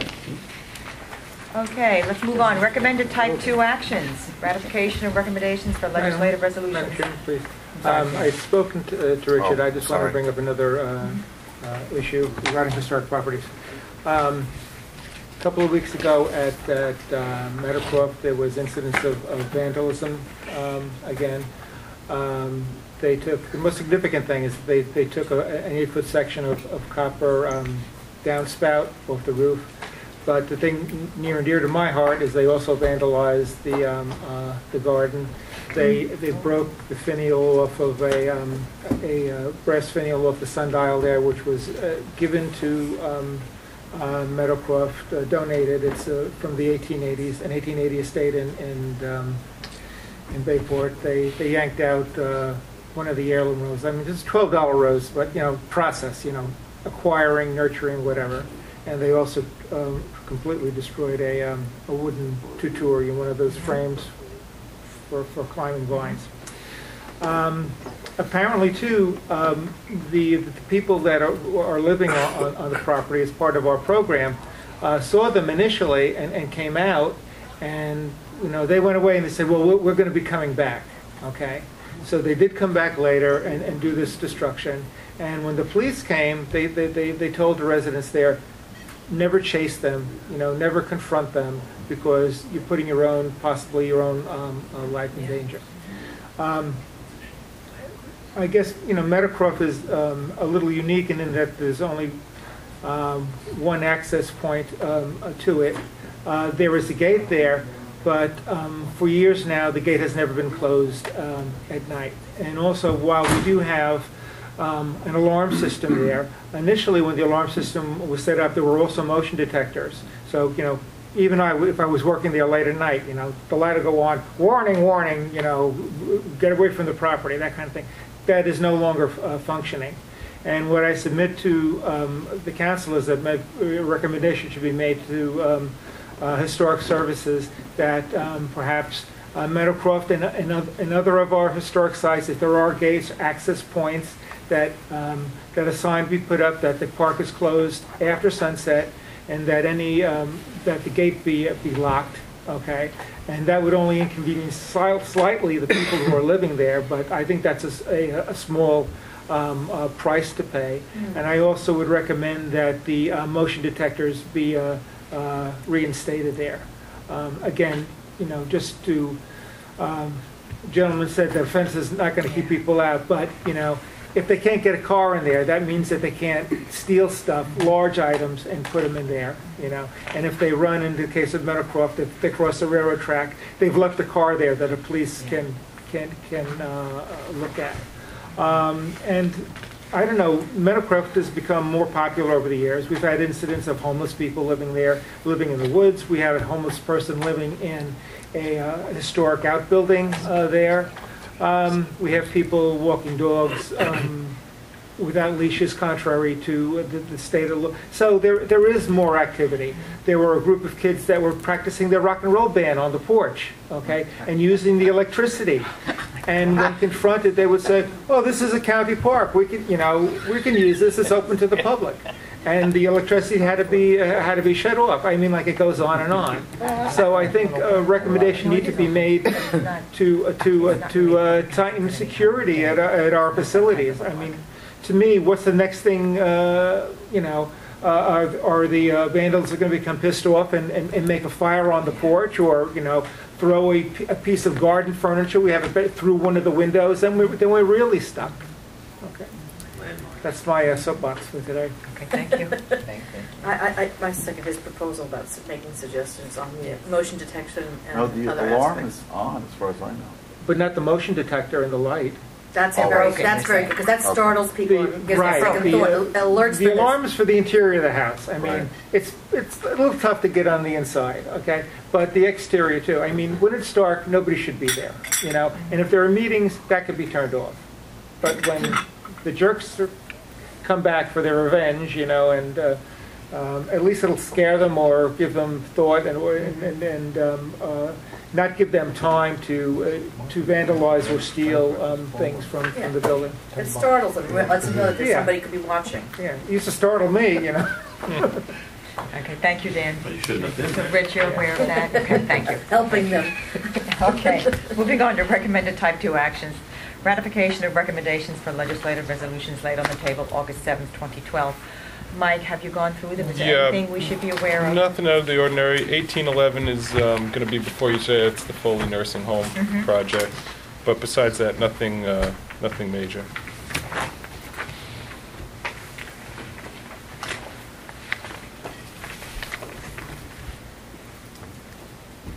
Alrighty. So I think that I would rather feel more comfortable talking about the Foley Nursing Home before we vote on these to pass these. Is that all right? Yeah, it's fine. It's up to you. Yeah. So we have one. With regard to the Foley Nursing Home, I just want to remind us all that we're really supposed to be talking about the environmental issues, not about loss of jobs, not about policy and so forth. Our job is just environmental. Thank you, Larry. Jim? Also, I'd like to remind the council that we have reviewed that previously. And there's a recommendation they made to the legislature previously, which I believe the legislature voted on and approved. What was it? Unlisted action, negative declaration. Yes. Okay, so. The difference this time. Go ahead, Legislator. We're also selling the 14 acres, but I don't think that changes it because there's no plan for that. Correct? I don't think those acres were. No, they were. It was the same proposal. Same proposal. Yeah. That flag lot. I don't think it's different. You helped draft that. No, it doesn't.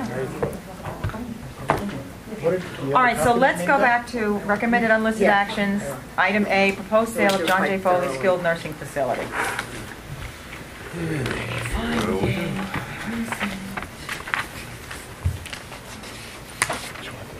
I want to see the kids.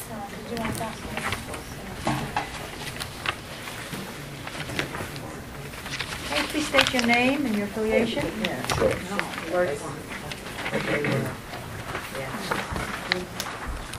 Good morning. Thank you, Madam Chair.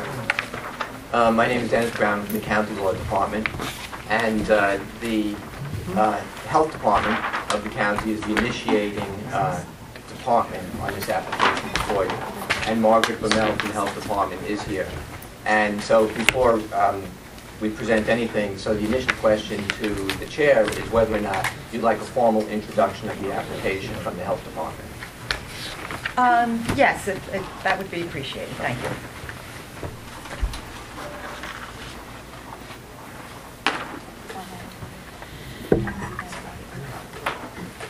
Good morning, Madam Chair and members of the council. My name is Margaret Bummel. I'm Director of Health Administrative Services for Suffolk County Department of Health Services. I'm here this morning to request your approval for the application for the environmental determination for John J. Foley Skilled Nursing Facility located in Yaphank, New York. The council had previously issued a negative declaration on June 16, 2010. The action is for the transition of an existing operating skilled nursing facility to a facility which will have no change whatsoever from the current operation of the facility. There is no change to the environment or to the operating facility. The facility is located on an existing parcel of 14.06 acres. There has been no change whatsoever in the intervening period from the time that the determination was last made in 2010. And I thank you for your consideration of this request. Okay. Anybody have concerns, remarks? Legislator Hahn. I just want to, if it was sold to the operator and the operator decided to then build on the excess acreage, that would be subject to town review, correct? Correct, yes. And the parcel is the footprint of the building and the parking lot area. It should be noted that the operator operates other nursing facilities in New York State and is in the nursing home or skilled nursing facility business. He is not a developer. He is not a widget manufacturer. He is a nursing home operator. And the facility will continue the same operation. There had been talks about possible assisted living facilities, et cetera, on land adjacent to the facility. If the owner were to decide to do that, it would require town, going through the town review and the town secret process. There's not currently sufficient land with this transaction to expand the building. It's just getting the footprint. So even if you wanted to build an additional, there's no space. But you're correct, he would have to go to the town for zoning and additional. But right now, If they wanted to. there's no space to do it. Got it. Okay, just for prompting our memories for the CEQ members, Jim Bagg is just going to read what we had decided previously when this came up in front of the board.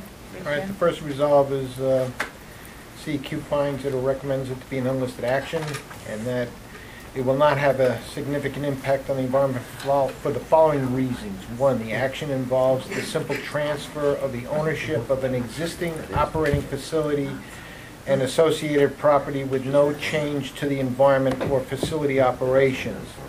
The proposed action will not exceed any of the criteria in 617.7 of Title VI NYCRR, which sets forth thresholds for determining significant effects on the environment. 3, the proposal does not appear to significantly threaten any unique or highly valuable environmental or cultural resources as identified in or regulated by the Environmental Conservation Law of the State of New York or Suffolk County Charter and Code.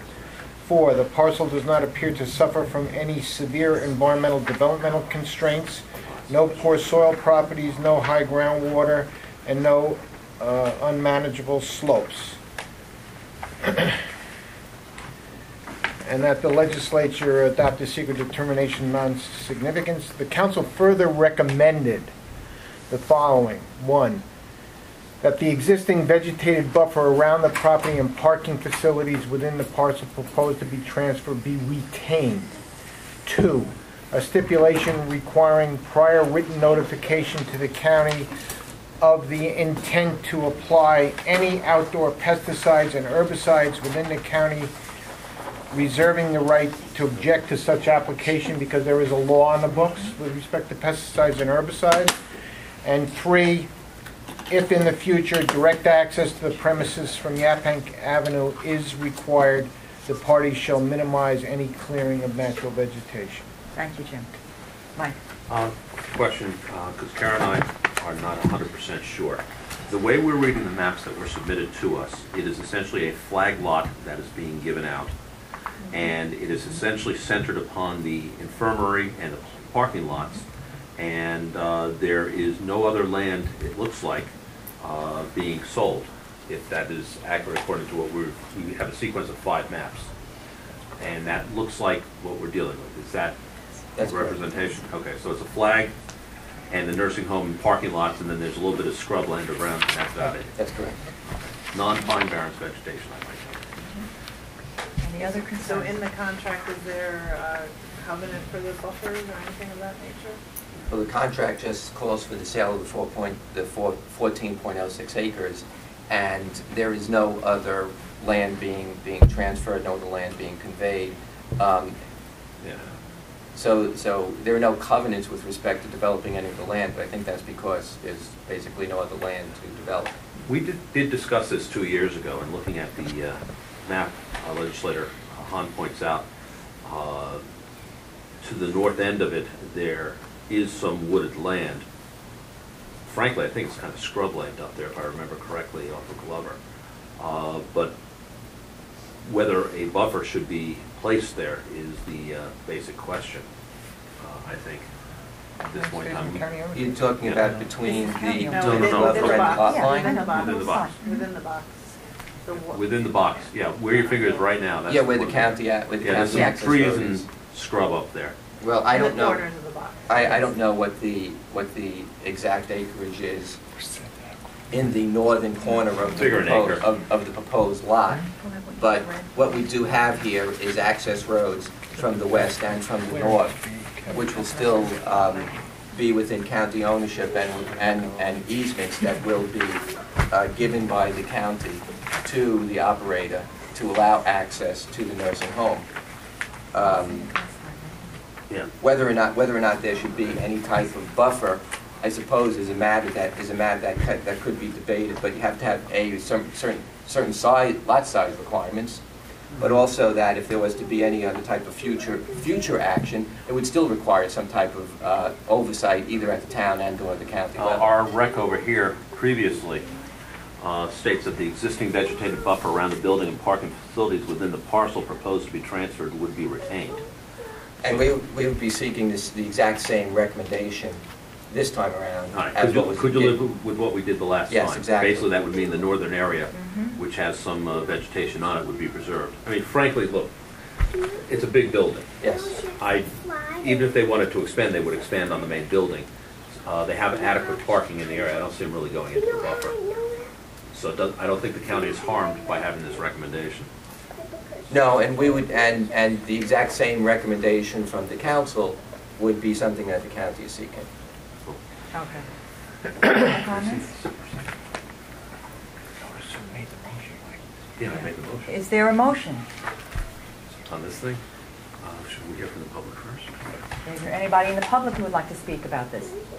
I have a question. Yes, your name, please. Legislator Tom Selmy, 10th District.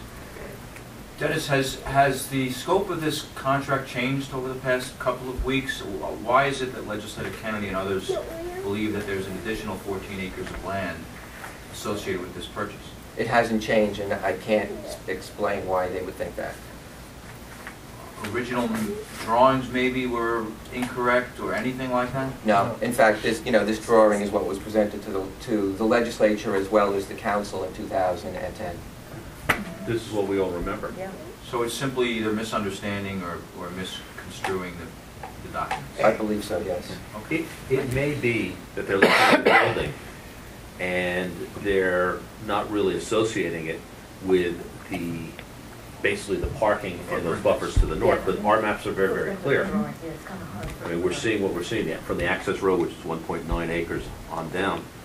It's 14 acres. Is that all county land completely surrounding it? Yes. Yeah. So it's like basically a flag lot cut out of county land? Yes. Yeah. Yeah, I mean, I think people assumed we were selling some of that empty land next to it. This is what they'll talk about. Has there been any contemplation of the sale of that, Kennedy of any adjacent land other than the one that the parcel of Legislator Kennedy was speaking about that we're deliberating now? Not to my knowledge, and I don't think to anybody else's knowledge either. Thank you. No, I don't think so. It's next to it. Okay, do we have a motion? All right, I'll make the motion I made the I'm last sorry. time. Go ahead, Just Dan. have one more comment. I'm really not clear. The comments that we originally made, okay, are any of those comments, are any or all of those comments going to be included in the contract? We can make a recommendation. Okay, I know And the that. best that but- could yeah, happen right. is the ledge picks Okay. it I up. know, Yes. but we will be Yes, making we the will. recommendation. Okay. Very good. Okay, is there a motion? I did it the last time, I'll do it again this time. I will make a motion that we adopt, that this is an unlisted negative declaration, and that we adopt the previous recommendations and resolves that were in 25-10, the CEQ Resolution 25-10 of June 16, 2010. My second. All in favor? Motion passed. Thank you. Thank you.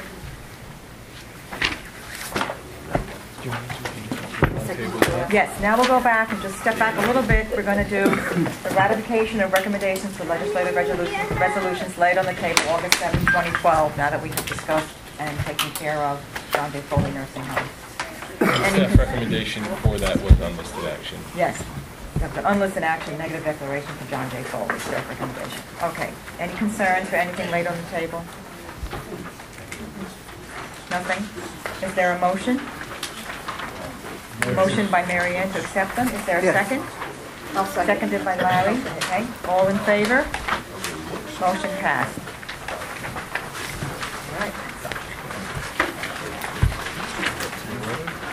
All righty. Item B, recommended unlisted actions, proposed acquisition of land for open space preservation purposes known as the Beaver Dam Creek County Wetlands, Alvardo property, town of Brookhaven. Good morning, Loretta. It's taken a while, but good morning. Loretta who? Good morning. Welcome to that patient woman who sits through our meanderings.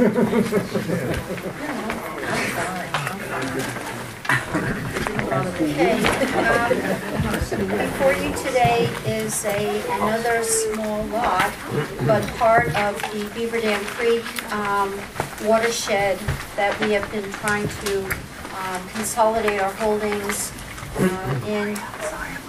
It's approximately 1/2 acre, 0.45 acres in the hamlet of Brookhaven, town of Brookhaven. Again, this is actually a property adjacent to other county holdings, as well as holdings by the Post-Morrow Foundation, of which has been over the last decade acquiring properties as well to protect this watershed. It's in a wooded area, mostly pitch pine, scrub oak, and obviously within about 100 to 200 feet of the river, the creek corridor itself. Go right ahead, Mike. I'm looking at the map over here. Where's the river on this one? It's right along this dashed line area. Oh, okay, now I see it. This looks fine. I know. Hurry up and buy all this. What did we just say earlier? I'll do it really. These are so difficult. Motion, unlisted action, negative declaration. How's that sound? Any other concerns? Thank you very much. Okay. Is there a second? I'll second. Seconded by Eva. All in favor? Motion passed. Thank you. Have another one. You're still there. And okay, the second one before you today is known as EMD Enterprises. This is a 4.189 acre lot in the town of Riverhead on Sound Avenue at the corner of Park Avenue and Park Road and Sound Avenue. It's in the Reeves Park section of Riverhead. It is a property that is primarily vacant at the present time. It was previously utilized as a farm, but has grown into a more forested habitat regrowth area. The proposal is to provide a hamlet park use of the property with about 5 spaces of off-street parking in a gravel base with 1 handicap parking space included. There is a 9/11 memorial that exists on the right-of-way of Park Road at the present time adjacent to this property. The neighborhood has been involved in proposing the county to acquire this property to actually actually move the memorial where it is onto this property and create a more permanent 9/11 memorial with a circular bench around a pretty historic tree, as well as a walkway, a paved walkway from the parking area to the memorial area, proposed memorial area, and then another looping walking trail around the property. Basically, the vegetation and natural features will be left intact. There was a phase 2 study done on the property, and the recommendation was to remove an existing irrigation well and pump, and we will do that before closing. There is another foundation that was part of a former barn on the eastern portion of the property. However, that is also, if it exists, will also be removed. I'm not sure if that's been removed at this point or not. Okay. So basically, their proposal is to provide a hamlet park with limited parking and access to a 9/11 memorial. You have a question. You note that the parcel next door is in process of being acquired. We're requiring farmland? You mean the property to the west? Yes. That was proposed by legislator Romaine, and as open space? As open space? We did make the suggestion that it be acquired, the PDR be acquired of the property. However, the owner was not interested in farming it in the future, and so the proposal was made by legislator Romaine to move forward as a park, open space. Actually, I'll correct myself on that, Hamlet Park. We have not, we are in the process of actually working on a site plan for that property with the local civic association. Loretta, could you just that has not been determined at this point. Describe or define when you say Hamlet Park? Hamlet Park, in the definition that we're utilizing, is a small pocket park or park associated with usually a downtown or an area for residences or people who utilize the area to sit and as like more of a scenic cut in a downtown area where you have benches and walkways and sitting areas and kind of a respite from the other uses in the area. It's kind of in between an active park and a passive park, where it's a little bit more upgraded from passive park, where you have some uses, but they're more conducive to like passive scenic values rather than active ballparks and that kind of use, or passive where it's mostly left in its natural state. So it's kind of a mixture between active and passive. You have a question. Does the planning department support the acquisition of this adjacent parcel for, Hamlet Park, which there's no adjacent downtown, it's kind of sticking out there in nowhere? Well, nothing like putting me on the spot, Jim. Yeah. What about this one? Talking about this first. Once they propose, have a proposed plan, I can better respond to that. And who has the proposed plan? The town of Riverhead's going to build this? Well, we're working with the civics and legislator Romaine at this point to create a site plan for the property.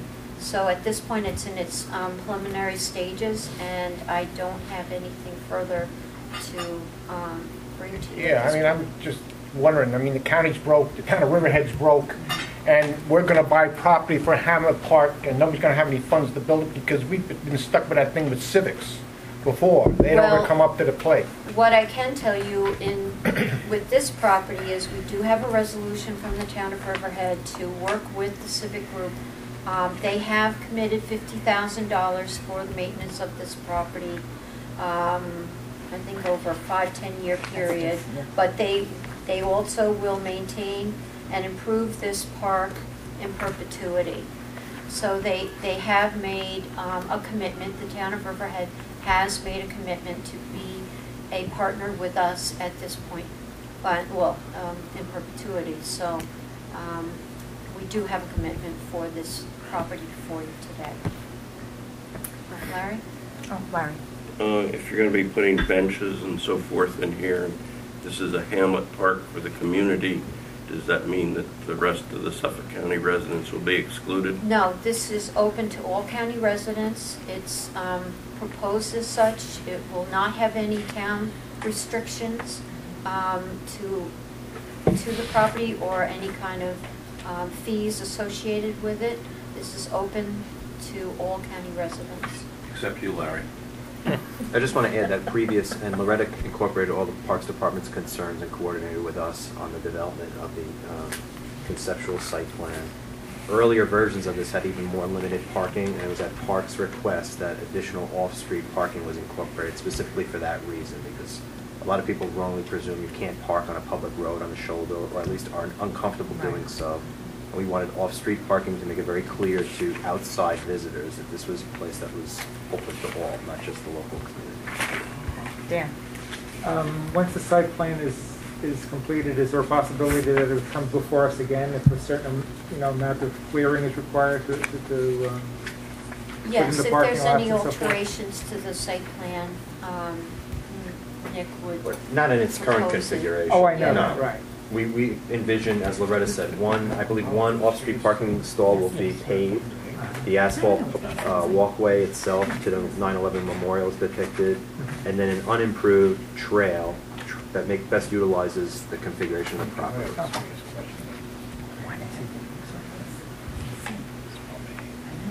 Any other questions?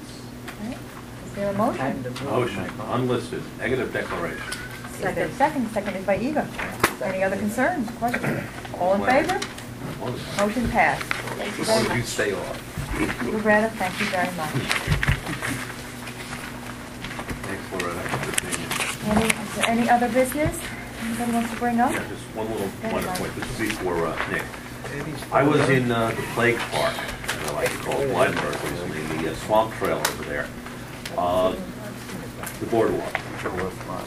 The thing I've learned about CCA is the vertical poles that you've got stuck into the mud, they rot out the quickest at the top.